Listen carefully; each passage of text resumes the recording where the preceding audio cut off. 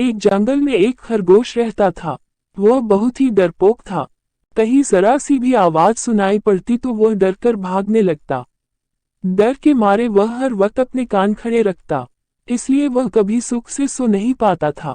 एक दिन खरगोश एक आम के पेड़ के नीचे सो रहा था।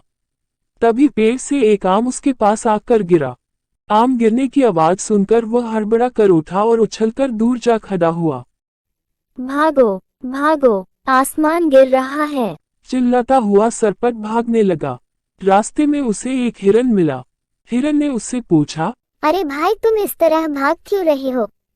आखिर मामला क्या है? खरगोश ने कहा। अरे भाग भाग, जल्दी भाग, आसमान गिर रहा है। हिरन भी डरपोक था, इसलिए वह भी भयभीत होकर उसके साथ भागने लगा। भागते भागते दोनों जोर जोर से चिल्ला रहे थे, भागो, भागो, आसमान गिर रहा है। श। उनकी देखा-देखी डर के मारे जिराफ, भेड़िया, लोमड़ी, गीदड़ तथा अन्य जानवरों का झुंड भी उनके साथ भागने लगा। सभी भागते भागते एक साथ चिल्लाते जा रहे थे, भागो, भागो, आसमान गिर रहा है। उस समय सिंह अपनी गुफा में सो रहा था। जानवरों का शोर सुनकर वह हड़बड़ाकर जाग उठा। गुफा से बाहर आया तो उसे बहुत क्रोध आया। उसने दहाड़ते हुए कहा, रुको, रुको, आखिर क्या बात है? सिंह के डर से सभी जानवर रुक गए। सबने एक स्वर में कहा, आसमान नीचे गिर रहा है। ये सुनकर सिंह को बड़ी हंसी आई। हंसते हंसते उसकी आंखों में आंसू आ गए।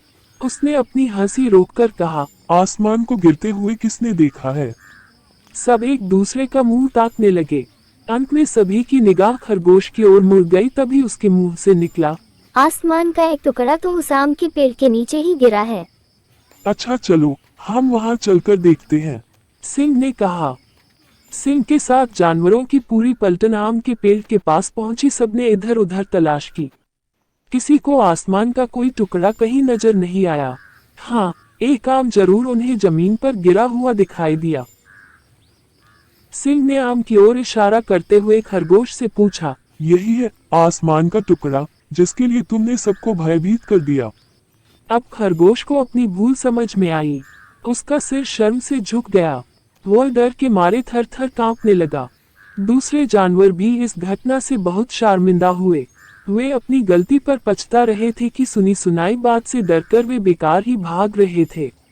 शिक्षा, सुनी सुनाई बात पर विश्वास नहीं करना चाहिए।